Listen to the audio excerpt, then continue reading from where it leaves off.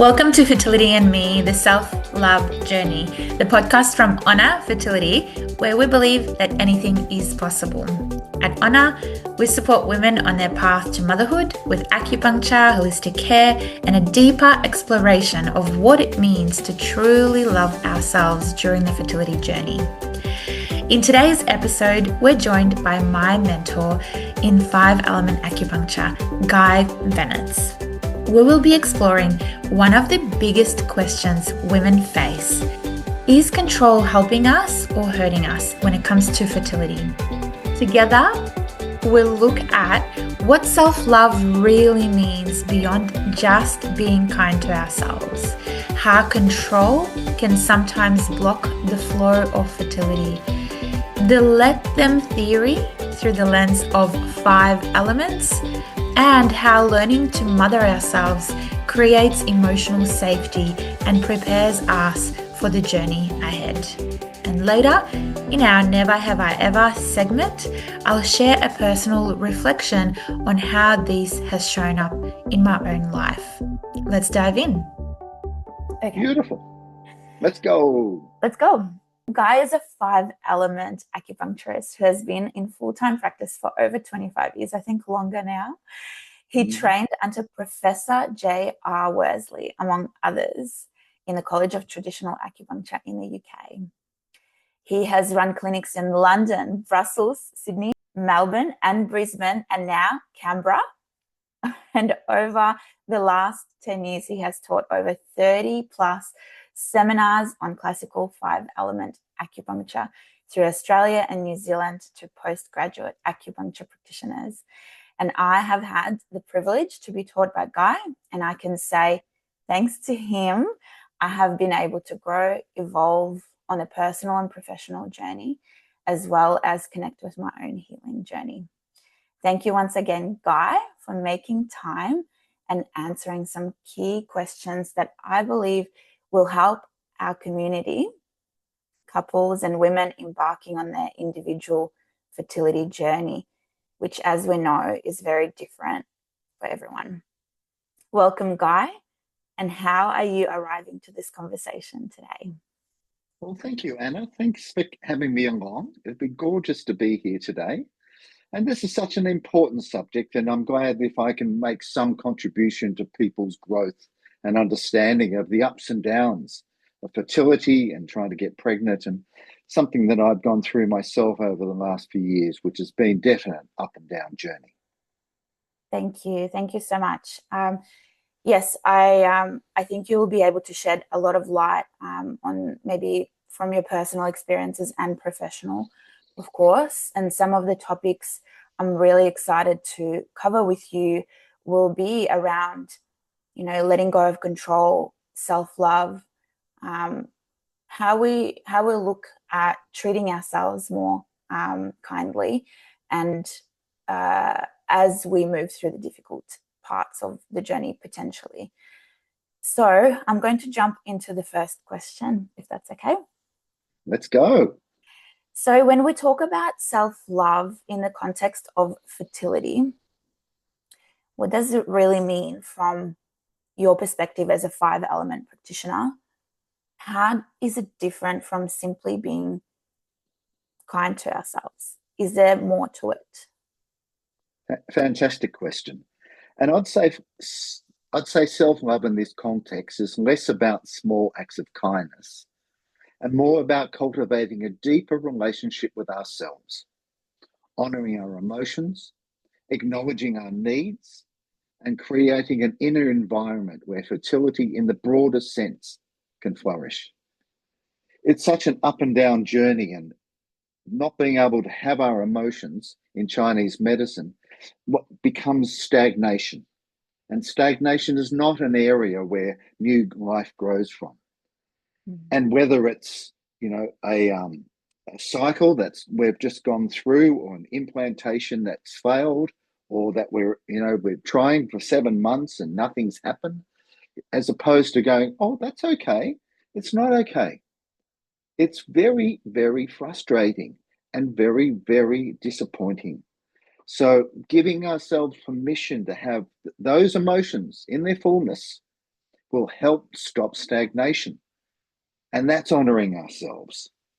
So often the fertility journey asks us to grow in our emotional capacity because there's so much to go through.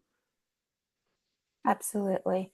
I think I'm visualizing as you're speaking, I'm visualizing my own patients where they try to be brave at the end. Maybe the journey is not working out, and they try to say it's okay, but really underneath there might be anomalies. There might be even errors where experts didn't get it right, and they feel angry, but they try to hold on and move through without acknowledging it.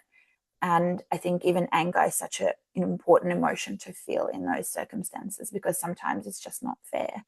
And it's okay to go there, right? Well, it's incredibly healing.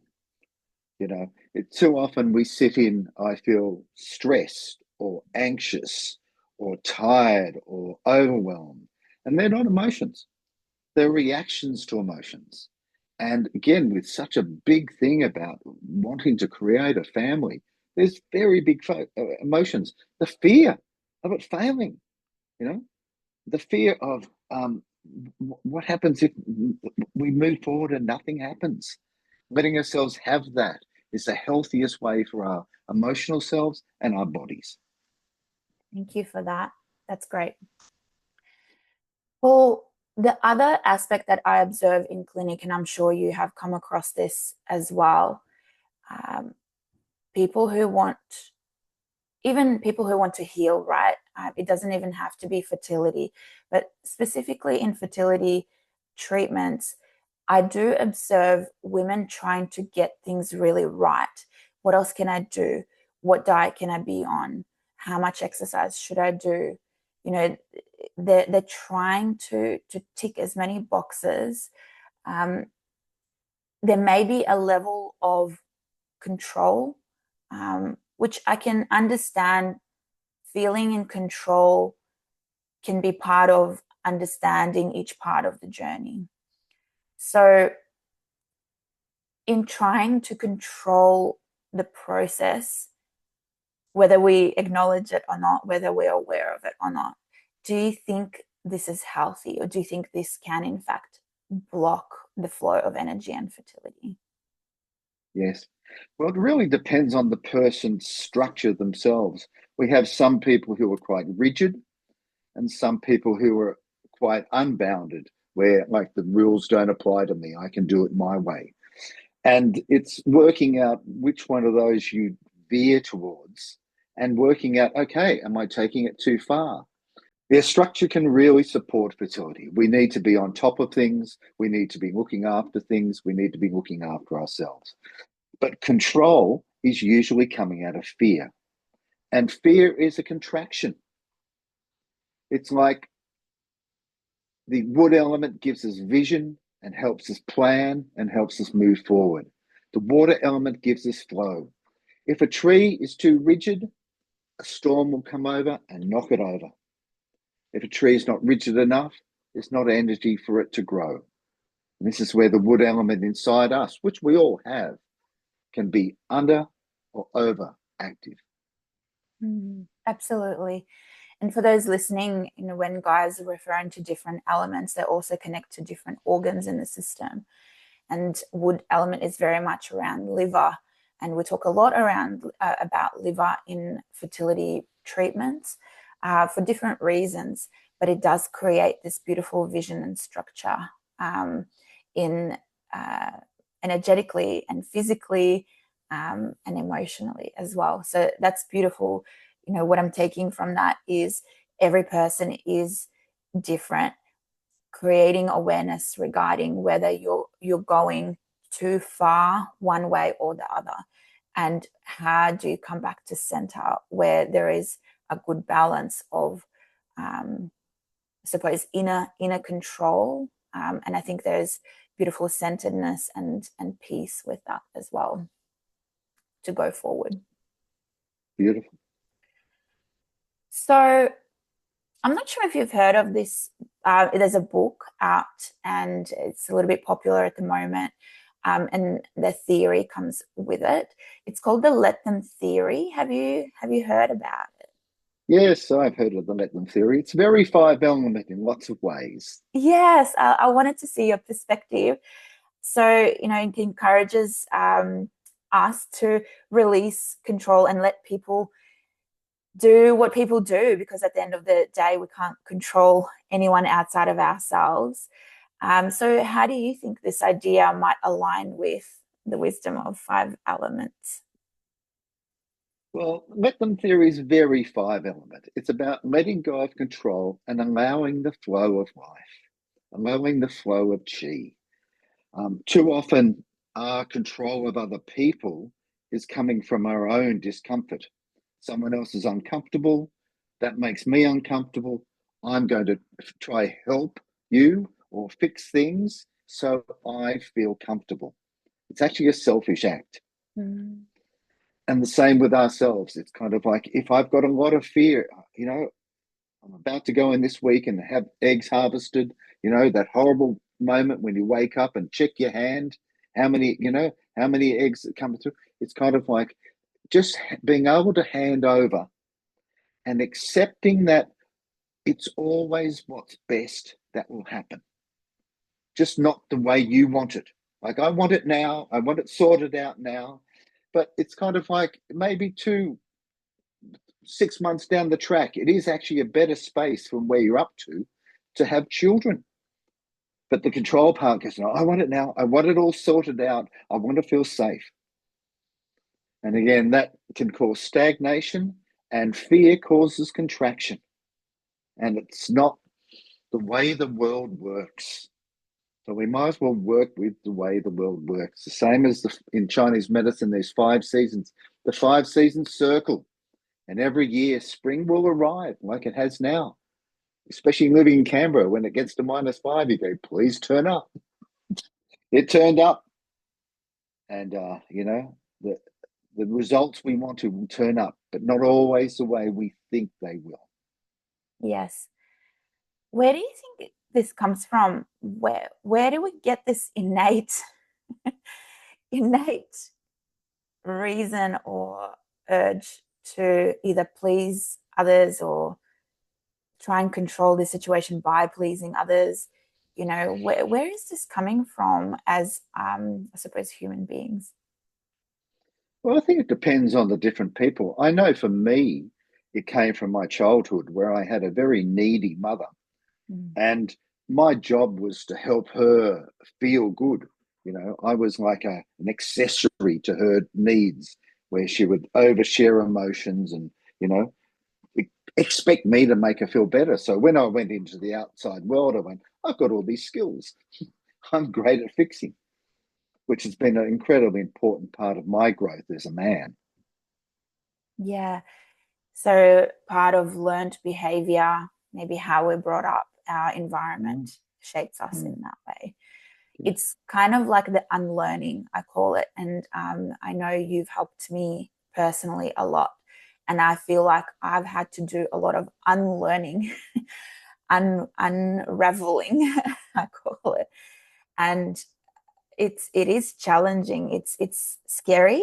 It's scary to let let others, because there's some sort of safety that, well, I can say I've myself personally built around myself.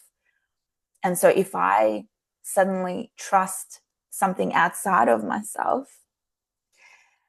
it is scary. But I'm learning. And I I'm think the also most learning. important part of that is you're trusting your higher self, Yeah, not your ego. that's right. Your ego is just your fears and your learnt behaviors, while your higher self, or whatever you like that to be framed at, only wants the best for you. One of my mentors used to say, he used to put his hand up and say, where we are, your higher self wants you to be happy, healthy, wealthy, changing, and growing. Now, if that's not happening, you're in the way. That's right. Or I know I've heard this, don't go in here unaccompanied. You might have said that yourself. Yes, Absolutely. I still have to Well, do that one. yeah. Don't go in there by yourself. Well, I know you've advised me, in the past, to learn to be comfortable with my own emotions and also mothering myself. I think that's been one of my major takeaways working with you professionally, but also personally as a mentor. For women longing to become mothers, maybe they're approaching that phase in their life and maybe their journey has been difficult and long. What does it mean to mother ourselves first? I feel like there's such a beautiful opportunity there if they're not quite mothers yet. And how does that support fertility on a deeper level, do you think? Oh, there's a couple of angles to come in, but let's just go on to the beliefs angle for a moment. That from our childhood, we have so many beliefs just piled up on top of each other. Like I know for myself when I started this work, I'm not good enough. I don't deserve good things. Everyone doesn't like me. I'm no, things like that. And realizing there was a part of me that was looking for girlfriends, for therapists to be my mother, to re-mother me, and that I had to actually start being really kind to myself and start accepting these parts of me that were damaged and going, okay, as opposed to pretending I don't do it, go, okay, there's a part of me that feels this about myself. Okay, let just accept that, make friends with that. And in making friends with that, it doesn't run me so much. The earth element in Chinese medicine is the mothering part. It mothers us, it mothers others. And by learning to mother ourselves and care for ourselves, when the children are around, and I've got an 8-year-old and a 3-year-old at the moment, and there is very little space for me and my wife because we're just doing that job. Finding those half hours to myself, just doing something where I can care for myself, really fills me up so I can be there in the right way for my children again. Mm. Even if it means doing nothing. It's Exactly. this perceived thing where sitting, being still or gentle is, oh my gosh, I'm not being productive. And I'm not sure if, I don't know, if Canberra has a similar vibe, or maybe the world, but I know definitely in Melbourne it's very fast paced. So sometimes it feels like, well, I can't say I was productive today because I sat for half an hour. Yeah. And there's a belief around that. Here is a Mm. belief that if I'm not productive, I'm no good. Mm, And the opposite challenge of is sitting still for half an hour, you might feel your feelings. that's right. And And that's staying confronting. busy is a very, very good way of not feeling your feelings. And thus we get stagnation and we get stress and anxiety. Absolutely. And then I know you touched on the earth element, and it's interesting. I know I've spoken to you about this before. Earth element connects to the gut, and uh, obviously, the gut is where we get our nutrients and how we look after ourselves and feed ourselves. And there was a period of time where I just didn't eat much until maybe 1 o'clock in the afternoon. And I remember having that discussion with you of just starting, and there's, so much perfectionism that's in the air, like what to eat, and don't have the right things to eat. So instead I'm going to hurt myself and wait until there's something perfect in front of me. Such a bizarre loop, but this is the reality that I think other women are going through as well. Yes, that incredible thing of being kind to yourself. It's like, okay, there's only the kids' cereal. It's better I eat the kids' cereal between 7 and 9 a.m., which is the stomach's time of the day, Yeah. than actually go past that time and let my body be flooded with adrenaline, where I'm not hungry. Absolutely. There's so much goodness in this. And look, we're really taking a lot out of this already. I think I'd love to do this special segment with you. It's a little bit of a fun segment. It's a double negative. But I really want to open up this discussion and see your point of view as well. This segment is never have I ever. So a lot of the time, the answer is yes, I have ever. But honestly, it's a open to discussion point of view. So today I wanted to pick this never have I ever healed my way to parenthood. Myself personally, I think I was in a position where, I've done the dieting, we've done the cleanse with Aaron before having babies, and we've done everything right. And I thought I was in this perfect moment in time to be a parent and to be, conceiving. And unfortunately, our first pregnancy didn't keep. And that was a little bit of a shock to the system. And there was a lot underlying. And one thing that was happening at the time, for me personally, I had that super strong urgency, whereas Aaron was a little bit of a step back. He was kind of just approaching this phase of our life gently. And I was like, I'm ready, come to me. And when we had the miscarriage, it really grounded us both. And this beautiful thing happened that we both kind of found each other on the same level, on the same frequency.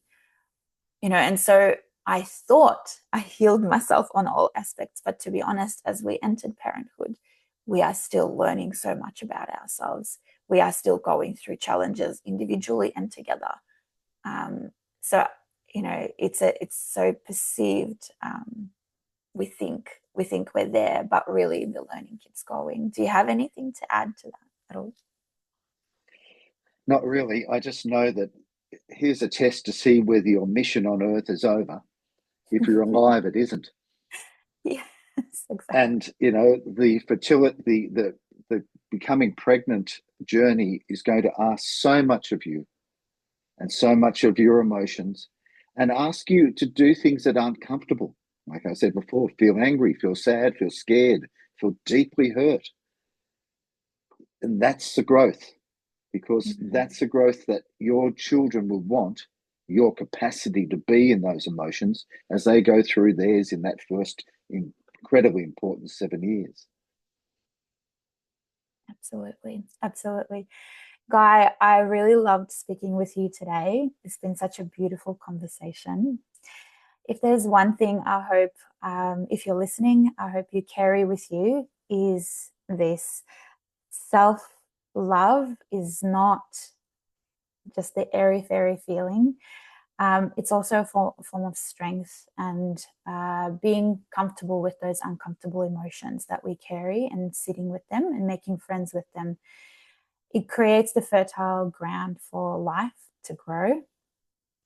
I want to say a huge thank you to you, Gye, for your wisdom today and for reminding us, to soften, to maybe even slow down, to connect with those harder feelings, and like being okay with feeling the fears, feeling okay with feeling those uncomfortable emotions is okay. You're on the right track. You're not it's not going to mess up your fertility if you feel those things. It's okay. Life has a way of flowing more freely when you connect with yourself more. And if you're on your own fertility journey, remember, you don't have to walk it alone. So we are here for you. And Gye, where can people find you? I know you're in Canberra. Where can people find you online or in Yes, Canberra? just 5element.com.au is my website. If anyone's in Canberra, feel free to come and have a chat or book a treatment. It'd be lovely to meet anyone from Melbourne. I love Melbourne. I know you hung out in Melbourne for a few times, and I've seen you in Adelaide as well. And I do still refer people to you, especially when they're traveling, because your approach is incredible and holistic and all encompassing. So I love that. Thank you so much for listening to Fertility and Me, the self-love journey. And don't forget to stick around for more content just like this.